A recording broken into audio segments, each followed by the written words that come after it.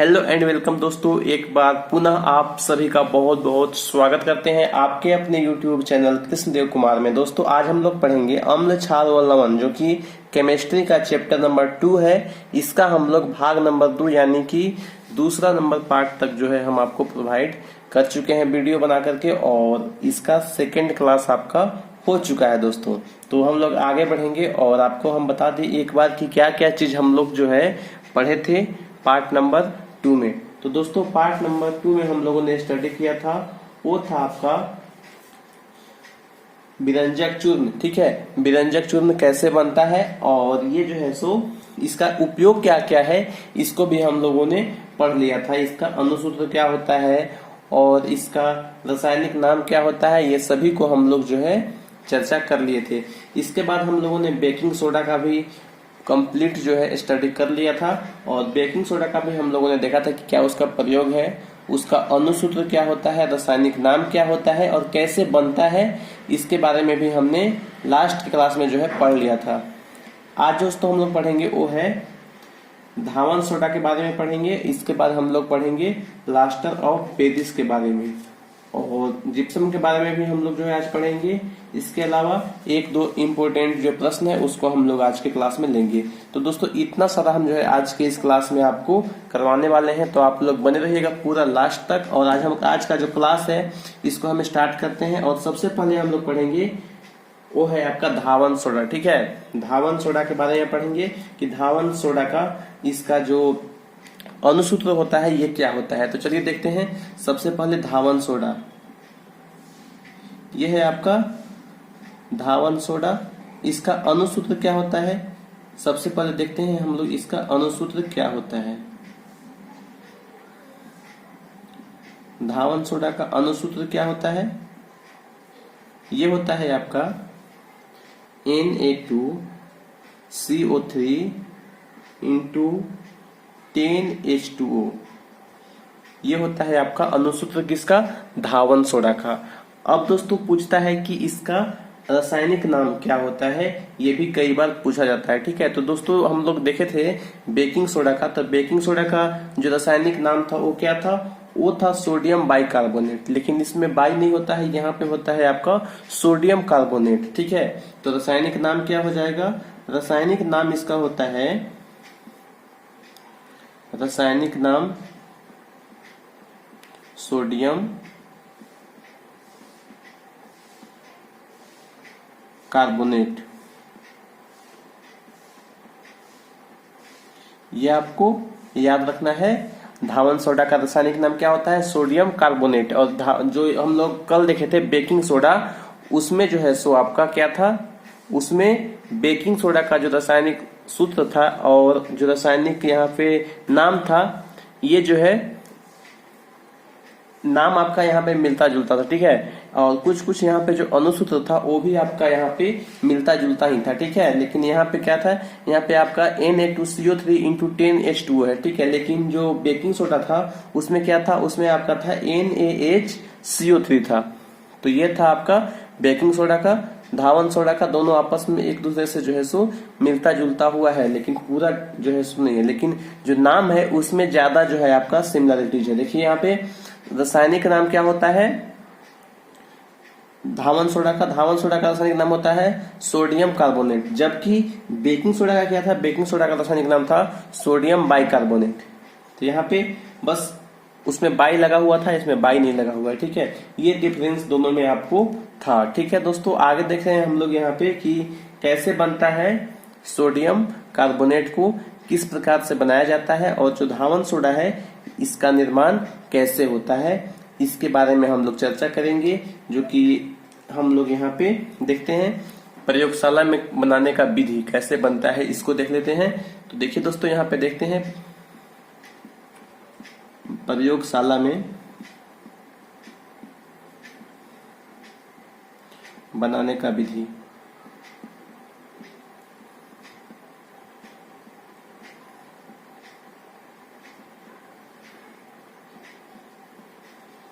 दोस्तों ये कैसे बनता है, ये बनता है आपका यहाँ पे हम लोग क्या करते हैं, हम लोग NaOH लेते हैं। ठीक है, NaOH और इसके बाद हम लोग क्या लेते हैं, इसके बाद हम लोग और लेते हैं CO2 यानी कि कार्बन डाइऑक्साइड लेते हैं। ये दोनों का जब हम लोग अभिक्रिया करवाते हैं तो क्या प्राप्त हो जाता है, हम लोग को प्राप्त हो जाता है Na2CO3। ठीक है, Na2CO3 और क्या प्राप्त होता है, और प्राप्त होता है यहाँ पे 10H2O। ये जो है यहाँ पे मेरा प्राप्त हो जाएगा Na2CO3 इंटू 10H2O। तो दोस्तों इस प्रकार से हम लोग जो है देख सकते हैं। और यहाँ पे हम लोग क्या करते हैं, NaOH का क्रिया करवाते हैं CO2 से, तो क्या बनता है, ये बनता है आपका सोडियम कार्बोनेट बन जाता है। ठीक है, तो दोस्तों हम लोगों ने देखा कि कैसे जो है आपका प्रयोगशाला में किस प्रकार से बनाया जाता है। इसका जो है आपको लिख करके, और जब हम नोट्स देंगे आपको तो नोट्स में और भी अच्छे तरीके से और डिटेल में हम जो है सो आपको नोट्स प्रोवाइड कर देंगे। यहाँ पे हम जो है आपको सिर्फ और सिर्फ यहाँ पे जो रिएक्शन हो रहा है वो आपको हम समझा देते हैं, और वहां पे आपको हम पूरा डिटेल में कैसे आप लोग एग्जाम में लिखिएगा वो आपको हम पूरा जो है कंप्लीट तरीके से अच्छे तरीके से जो है सो कंप्लीटली जो है सो एक नोट्स जो कि जैसे आपको एग्जाम में लिखना है सेम टू सेम उसी प्रकार से हम जो है आपको नोट्स प्रोवाइड करेंगे। ठीक है, तो नोट्स को आप लोग डाउनलोड अवश्य कीजिएगा। नोट्स बिल्कुल ही फ्री है और इसी वीडियो के डिस्क्रिप्शन बॉक्स में आपको लिंक मिल जाएगा। आगे दोस्तों हम लोग बढ़ते हैं और देखते हैं कि धावन सोडा का क्या क्या उपयोग होता है, इस बारे में भी जो है सो हम लोग देख लेते हैं कि क्या क्या इसका उपयोग है। तो देखते हैं दोस्तों धावन सोडा का क्या क्या यूजेज है, क्या क्या उपयोग है। ठीक है, इसका उपयोग का चर्चा करेंगे तो इसका उपयोग आपको ज्यादा नहीं है, फिर भी 2 से 3 उपयोग आपको हम यहाँ पे बताएंगे, आपको याद रखना है। पहला है दोस्तों धावन सोडा का उपयोग करते हैं हम लोग कपड़ा को धोने में। ठीक है, कपड़ा को धोने में आप लोग घर में भी करते होइएगा। कपड़ा धोने में जो आप लोग यहाँ पे जो यूज करते हैं सोडा का, धावन सोडा, अभी तो यहाँ पे हम लोग यूज करते हैं डिटर्जेंट का। ठीक है, सोडा का यूज किया जाता था, तो इसको हम लोग लिखेंगे कपड़ा धोने में जो है ये यूज किया जाता। अभी फिलहाल में नहीं किया जाता है, लेकिन जो आपका ये डिटर्जेंट है ये सोडा का ही एक अलग रूप है। ठीक है, तो यहाँ पे लिख सकते हैं कपड़ा धोने में यूज होता है। और कहाँ पे यूज होता है, ये होता है दूसरा, देखिए यहाँ पे जल की कठोरता को दूर करने में। ठीक है, जल की कठोरता को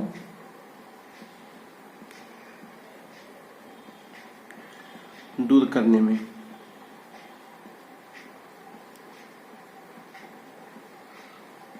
ये 2 उपयोग आपको लिखना है धावन सोडा का। आशा करते हैं दोस्तों आपको यहाँ पे धावन सोडा अच्छे तरीके से समझ में आ गया होगा। आप लोग चाहिए तो स्क्रीनशॉट ले लीजिएगा।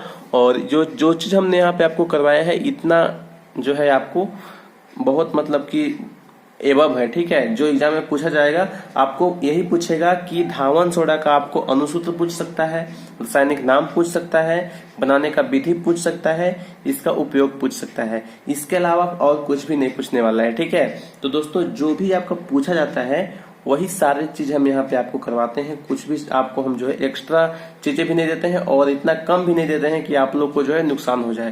तो आप लोग को जो भी आवश्यकता है सब कुछ हम आपको यहाँ पे प्रोवाइड कर देते हैं। ये जो इतना भी चीज हम लोग का पढ़ना है ये वाला चैप्टर में सब कुछ आपको हम करवाएंगे। इसका 4 वीडियो बनेगा। ठीक है, तीसरा वीडियो है, एक वीडियो और बनेगा जिसमें जो भी बचा हुआ क्वेश्चन होगा उसको हम लोग इसमें इंक्लूड कर लेंगे। आशा करते हैं दोस्तों आपको समझ में आया होगा। धावन सोडा इसका अनुसूत्र एक बार देखिए, Na2CO3 इंटू 10H2O होता है। रासायनिक नाम क्या है, सोडियम कार्बोनेट है। प्रयोगशाला में कैसे बनता है, तो NaOH को हम लोग क्या करते हैं, इसका अभिक्रिया करवाते हैं CO2 के साथ में, यानी कि कार्बन डाइऑक्साइड के साथ में। तो क्या होता है, Na2CO3 इंटू 10H2O बन जाता है, जो कि क्या है, सोडियम कार्बोनेट है। ठीक है, इसका उपयोग कहाँ कहाँ पे है, इसका उपयोग है कपड़ा को धोने में, दूसरा है जल की कठोरता को दूर करने में। ये 2 उपयोग आपको याद रखना है, 2 उपयोग आपको पूछेगा। ठीक है, दो उपयोग अक्सर यहाँ पे पूछा जाता है, तो दोनों उपयोग आपको अच्छे से याद कर लेना है। आगे दोस्तों हम लोग बढ़ेंगे और देखते हैं प्लास्टर ऑफ पेरिस होता क्या है, ठीक है। लेकिन प्लास्टर ऑफ पेरिस को देखने से पहले हम लोग देखेंगे कि जिप्सम क्या होता है, क्योंकि बिना जिप्सम का हम लोग प्लास्टर ऑफ पेरिस नहीं बना सकते हैं। तो सबसे पहले हम लोग जिप्सम को पढ़ेंगे कि जिप्सम क्या होता है और जिप्सम का अनुसूत्र क्या होता है, इसका रासायनिक नाम क्या होता है, इसका क्या क्या उपयोग है, ये सब कुछ देखेंगे। उसके बाद दोस्तों हम लोग देखेंगे कि प्लास्टर ऑफ पेरिस क्या होता है। तो चलिए देखते हैं यहाँ पे जिप्सम क्या होता है।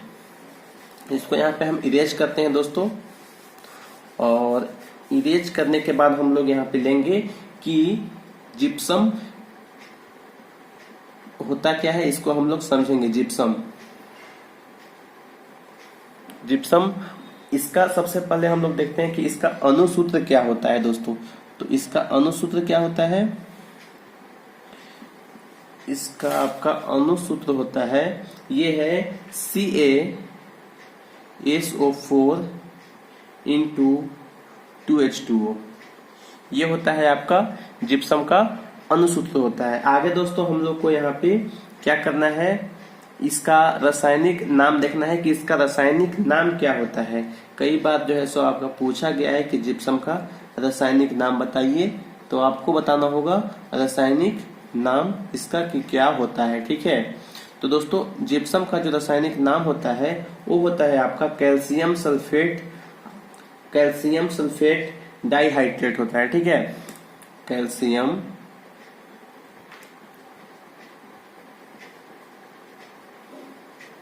कैल्शियम सल्फेट डाइहाइड्रेट, ठीक है, डाइहाइड्रेट, ये होता है आपका जिप्सम का रासायनिक नाम होता है कैल्शियम सल्फेट डाइहाइड्रेट, ठीक है। ये नाम आपको याद रखना है। आगे दोस्तों हम लोग देखेंगे कि क्या क्या इसका उपयोग है, ठीक है, क्या क्या चीज बनाने के लिए उपयोग किया जाता है, कहाँ कहाँ पे जिप्सम यूजफुल है, कहाँ कहाँ पे इसका उपयोग होता है। तो दोस्तों देखिए यहाँ पे जिप्सम का उपयोग, सबसे पहला जो उपयोग है दोस्तों ये है प्लास्टर ऑफ पेरिस को बनाने में, ठीक है। प्लास्टर ऑफ पेरिस को बनाने में पहला उपयोग है, तो आप लोग को लिखना है सबसे पहला उपयोग प्लास्टर ऑफ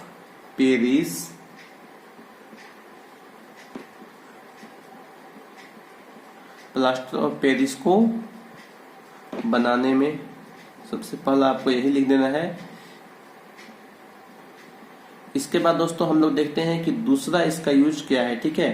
तो दूसरा जो इसका यूज है ये है सीमेंट उद्योग में इसका उपयोग किया जाता है। कहाँ पे, सीमेंट उद्योग में किया जाता है जिप्सम का उपयोग, सीमेंट उद्योग में।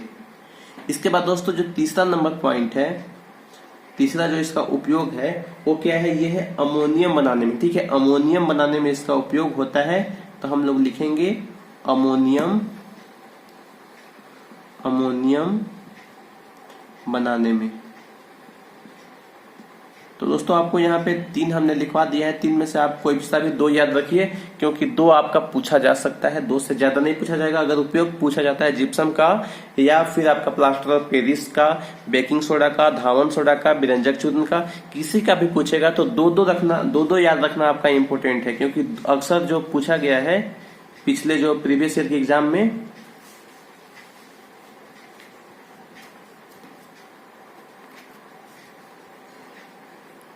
वो आपका पूछा गया है, 2-2 यहाँ पे आपका उपयोग पूछा गया है। तो आपको अगर पूछेगा भी तो इसका 2 उपयोग लिखना है, 2 उपयोग ही पूछेगा।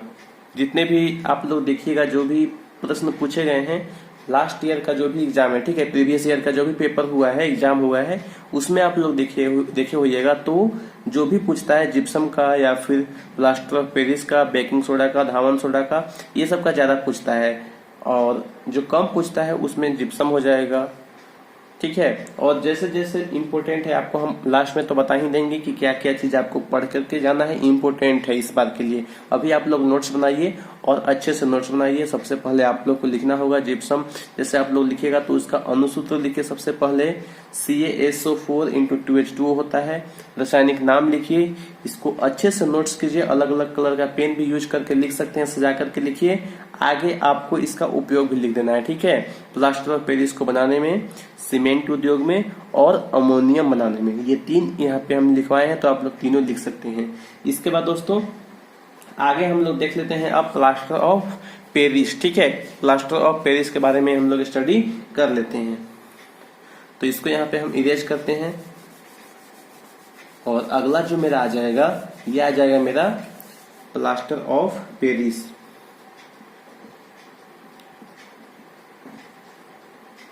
Plaster of Paris.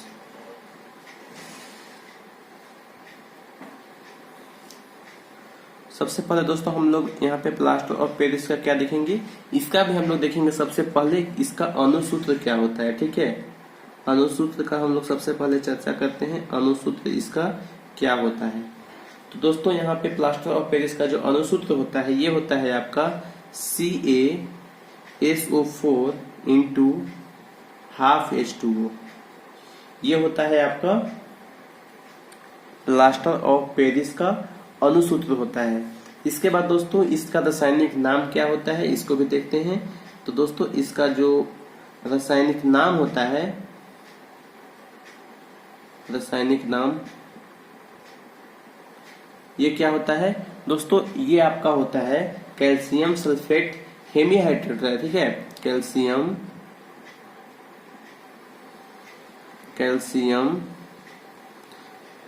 Sulphate, calcium sulphate hemihydrate, ठीक है।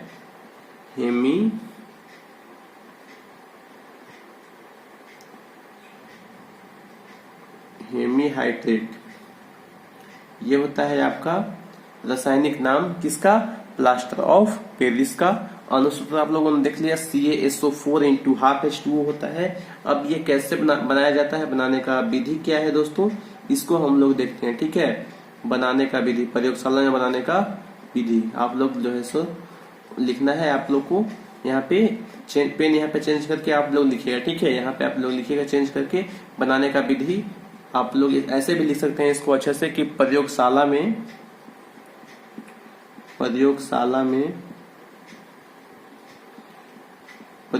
बनाने का विधि। इस प्रकार से आप लोग इसको अच्छे से चाहिए तो लिख सकते हैं दोस्तों। यहाँ पे आप लोग जो है पेन चेंज कीजिएगा और अब लिखिएगा बनाने का क्या इसका विधि है। तो इसको हम लोग डिटेल में आपको जब हम इसका नोट्स देंगे तो आप लोग जो है उसमें पढ़ लीजिएगा। नोट्स आपको यहीं से डाउनलोड कर लेना है, चाहिए तो आज आपको जो है यहाँ पे शाम तक हो सकता है कि PDF हम अपलोड कर दें, या फिर किसी कारणवश नहीं भी हो पाता है तो आपको कल मॉर्निंग में चेक कर लेना है, तो आपको PDF कल मॉर्निंग तक जो है सो मिल ही जाएगा, ठीक है।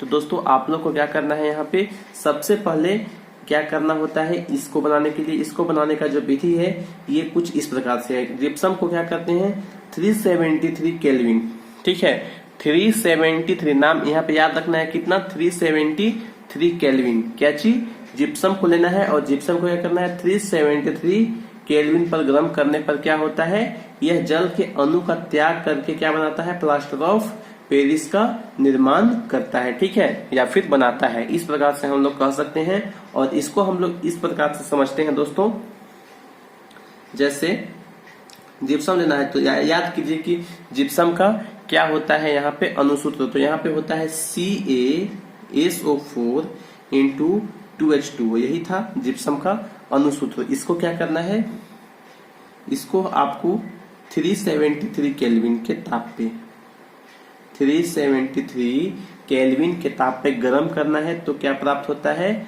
हमको प्राप्त हो जाता है CaSO4 × ½ H2O।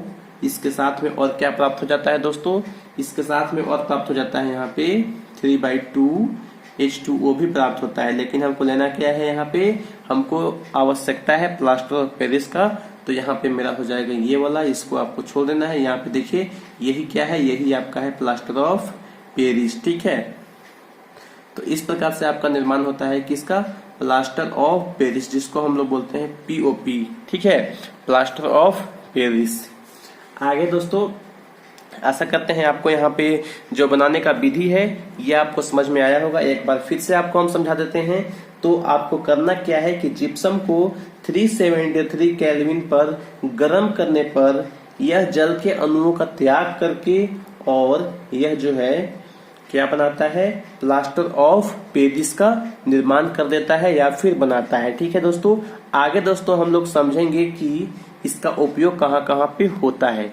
इस बारे में हम लोग जो है सो समझने का प्रयास करते हैं, इसका उपयोग को देखते हैं। तो दोस्तों जो जिप्सम है इसका उपयोग जो है सबसे पहले होता है हड्डियों को जोड़ने में। ठीक है, यानी कि जब हड्डी हम लोग का कहीं पे हाथ या फिर पैर फ्रैक्चर हो जाता है या फिर टूट जाता है तो उस समय जो हम लोग का क्या होता है, प्लास्टर होता है। ठीक है, तो जो प्लास्टर होता है व्हाइट कलर, उसमें आपको प्लास्टर ऑफ पेरिस का ही यूज किया जाता है दोस्तों।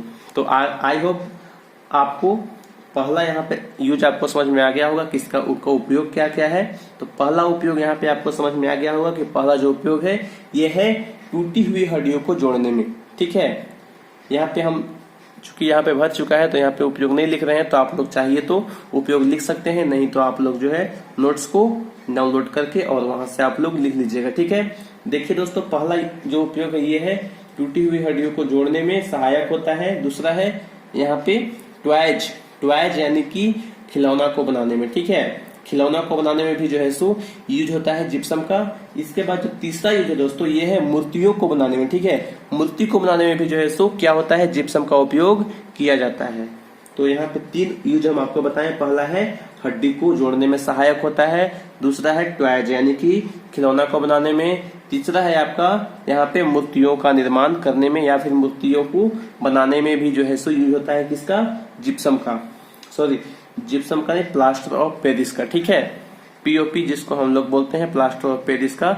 इसका 3 उपयोग का हमने उल्लेख कर दिया है दोस्तों। और अब दोस्तों हम लोग को यहाँ पे 2 क्वेश्चन हम लोग लेंगे। ठीक है, पहला जो क्वेश्चन लेंगे ये मोस्ट इंपोर्टेंट होगा और दूसरा वाला भी आपका मोस्ट इंपोर्टेंट ही होगा। ठीक है, लेकिन दोनों में सबसे ज्यादा इंपोर्टेंट आपका पहला वाला प्रश्न है जो कि कई बार एग्जाम में पूछा गया है दोस्तों। तो उसको सबसे पहले हम लोग समझने का प्रयास करते हैं। क्या कहता है ये क्वेश्चन है दोस्तों, ये कहता है कि पीतल में तांबे के, ठीक है, पीतल में या फिर तांबे के, पीतल या तांबे के बर्तन में, पीतल या तांबे के बर्तन में दही एवं खट्टे पदार्थ क्यों नहीं रखना चाहिए। ये पूछा है दोस्तों कि पीतल एवं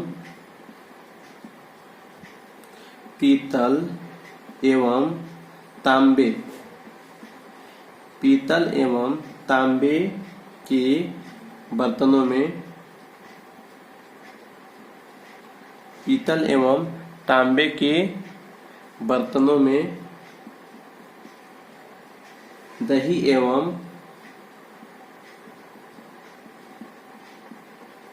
खट्टे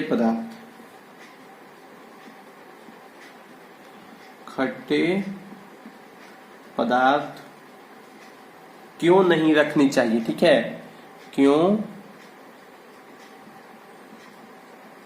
नहीं रखने चाहिए।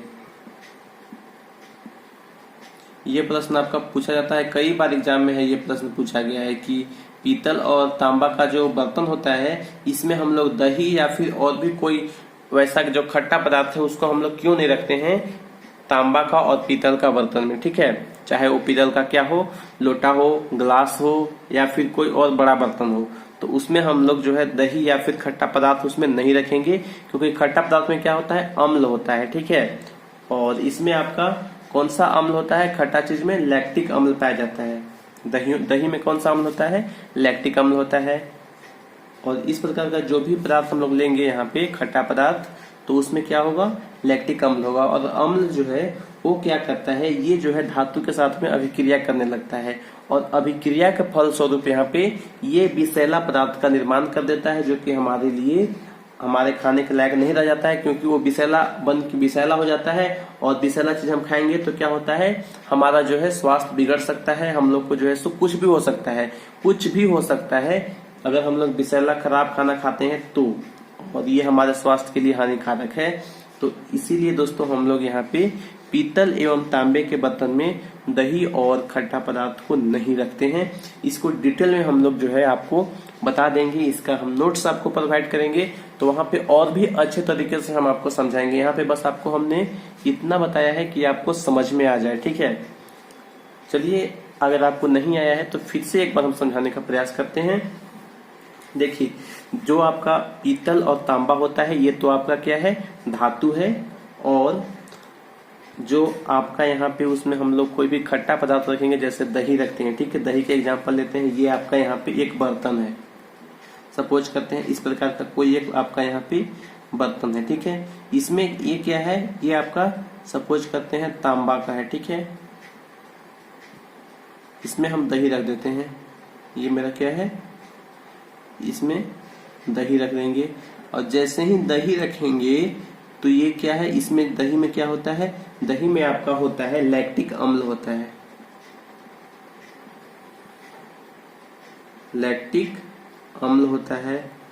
और तांबा क्या है, ये एक धातु है, ठीक है,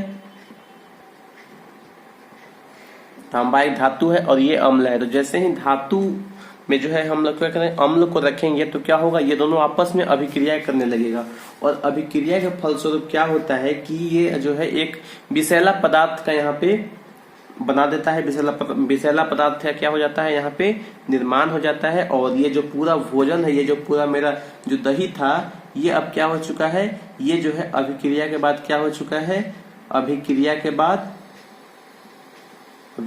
बाद क्या हो जाता है, ये आपका विषैला हो जाता है, ठीक है।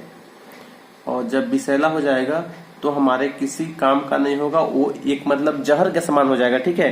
तो जैसे हम लोग जहर को क्या करेंगे, जहर को हम लोग कभी खा सकते हैं, नहीं खा सकते हैं। तो दोस्तों इसी वजह से हम लोग जो है पीतल के बर्तन में कोई भी जो है खट्टा पदार्थ, दही या फिर कोई अन्य जो खट्टा पदार्थ है उसको हम लोग नहीं रखते हैं, ठीक है। तो आशा करते हैं दोस्तों आपको यहाँ पे ये क्वेश्चन समझ में आया होगा। इसके बाद दोस्तों एक क्वेश्चन यहाँ पे और पूछा जाता है, दूसरा क्वेश्चन देखते हैं। ये क्वेश्चन आपका हो चुका है, इसका कंप्लीट नोट्स आपको हम प्रोवाइड कर देंगे, आप लोग डाउनलोड अवश्य कीजिएगा, बिल्कुल फ्री ऑफ कॉस्ट है, कोई भी चार्ज आपको यहाँ पे नहीं पे करना है। तो दोस्तों आइए देखते हैं इसका हम लोग क्या जो है अगला जो प्रश्न है वो क्या है, ठीक है। क्वेश्चन नंबर 2 ये है, अम्लराज के बारे में पूछा है, अम्लराज या फिर इसको हम लोग और क्या बोलते हैं, एक्वारेजिया बोलते हैं, ठीक है। तो आपको लिखना है एक्वारेजिया, अम्लराज या फिर एक्वारेजिया से क्या समझते हैं, ठीक है, से क्या समझते हैं, ये आपका प्रश्न है। प्रश्न छोटा सा है लेकिन कई बार ये पूछ लिया जाता है। और जो दोस्तों आपका अम्लराज होता है, अम्लराज में आपका क्या होता है, इसमें जैसे कि हम लोग कोई भी जैसे पदार्थ है, ठीक है, यहाँ पे इसमें पदार्थ है, ठीक है, सपोज करते हैं ये इस पदार्थ है, ठीक है, ये आपका अम्लराज है, ठीक है, अम्लराज है।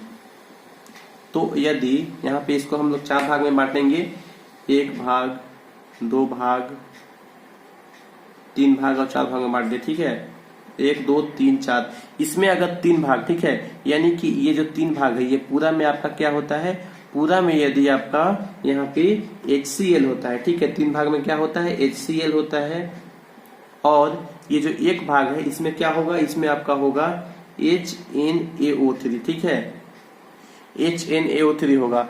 तो इस प्रकार का जो भी यहाँ पे मिक्सचर होगा, यानी कि जो भी मिश्रण होगा, ठीक है, इस प्रकार का जो भी मिक्सचर होगा इसको हम लोग क्या बोलेंगे, इसी को हम लोग बोलते हैं अम्लराज।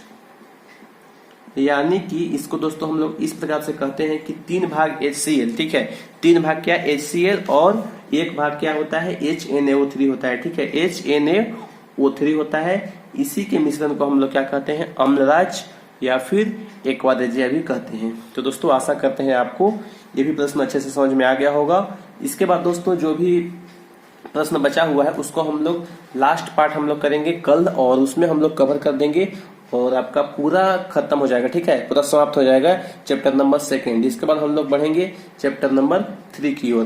तो दोस्तों बने रहिए हमारे साथ। हमारे YouTube चैनल को सब्सक्राइब करके, अभी तक आप लोगों ने इस वीडियो को लाइक नहीं किया है तो लाइक भी कर दीजिएगा, और PDF को डाउनलोड करना नहीं भूलिएगा। PDF आपको आज 6 बजे शाम के बाद आपको उपलब्ध हो जाएगा। हम प्रयास में लगे हुए हैं कि आज शाम को ही हो जाए, ठीक है। लेकिन किसी कारणवश दोस्तों अगर शाम को नहीं हो पाता है तो आपको मॉर्निंग में एक बार अवश्य चेक करना है, नेक्स्ट दिन, ठीक है। तो मॉर्निंग तक आपको कर दिया जाता है, रात में ही हम प्रयास करते हैं उसको। रात में थोड़ा सा लेट हो जाएगा तो, लेकिन उसको अपलोड हम करने का प्रयास करते हैं कि रात में ही हो जाए, ठीक है। तो थैंक यू दोस्तों, ये वीडियो को देखने के लिए आपका बहुत बहुत धन्यवाद। आपका दिन शुभ हो। जय हिंद, जय भारत।